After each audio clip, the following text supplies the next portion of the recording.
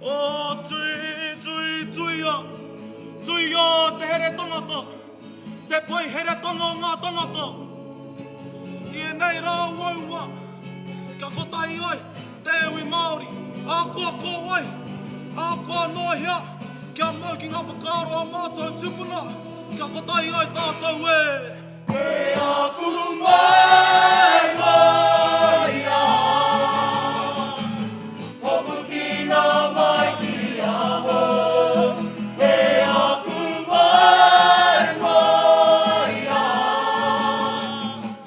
hopu ki ngā mai ki a ho.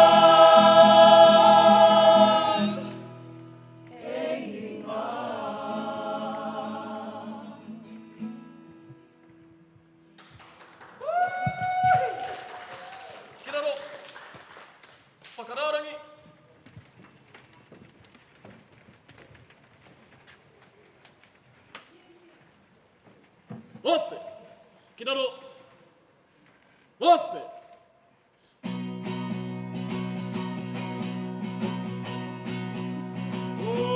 Ope, ope.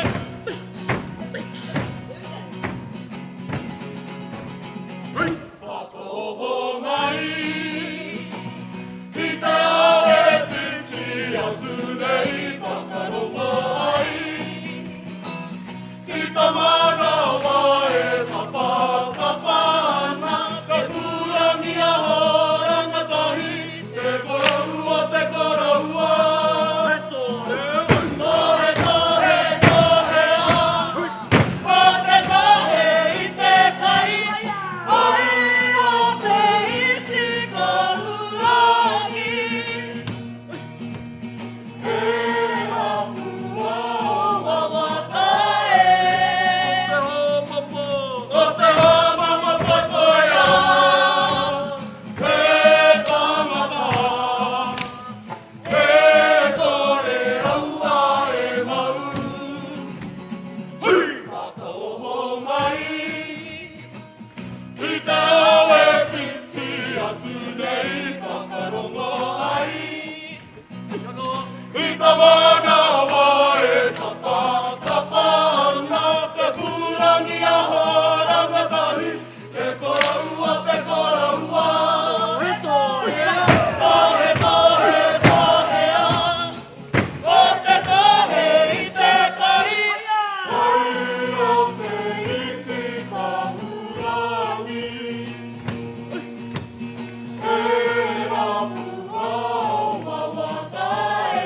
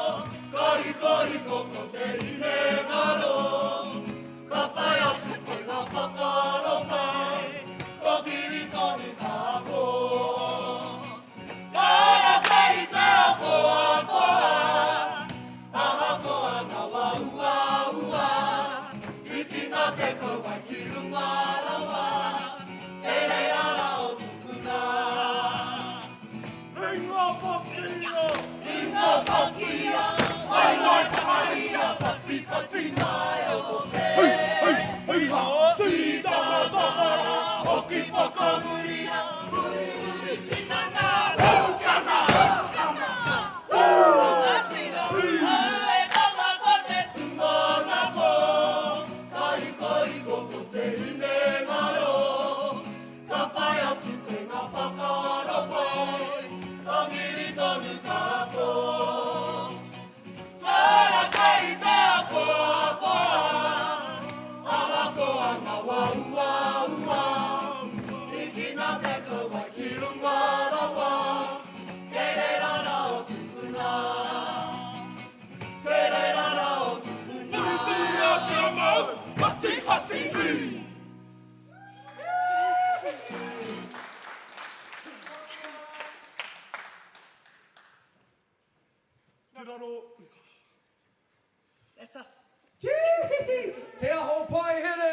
gentlemen, give it up.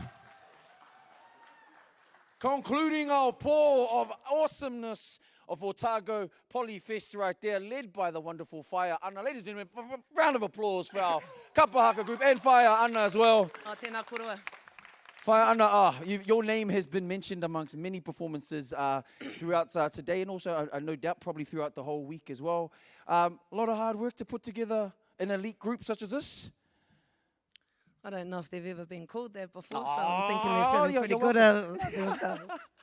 But I do believe they're like a selected few from Manawa Enterprises. Like, what did they have to do to become a part of this awesome hub? Okay, about 2015, Yo. we grabbed all our schools. We worked in over 15 schools in Dunedin teaching kapa haka, grabbed all the hundies like these guys, brought them in to create a group of a collective of Māori students across our community to promote kotaitanga within our rangatai, so that when they become old enough to lead our communities, which a lot of them are already doing, that they can work together as a strong network. Oh wow, awesome! Yeah. And speaking of strong network, who's the laziest one out of the whole group? Oh man, Because everyone's like, it wasn't me. Even they don't know. Yeah. But you do put them through their paces. And of course, you haven't had much rest as well, including yourself, Whaia. So much love and to you for putting together such an awesome group. Ladies and gentlemen, and I did ask you behind the scenes if we had time, which we do, one more impromptu performance. I do believe one more waiata to bless our night. Sure. Before we say goodnight? Yes, we will. All right then. We'll ladies and gentlemen, we'll one more time. Te aho Paihere, ladies and gentlemen.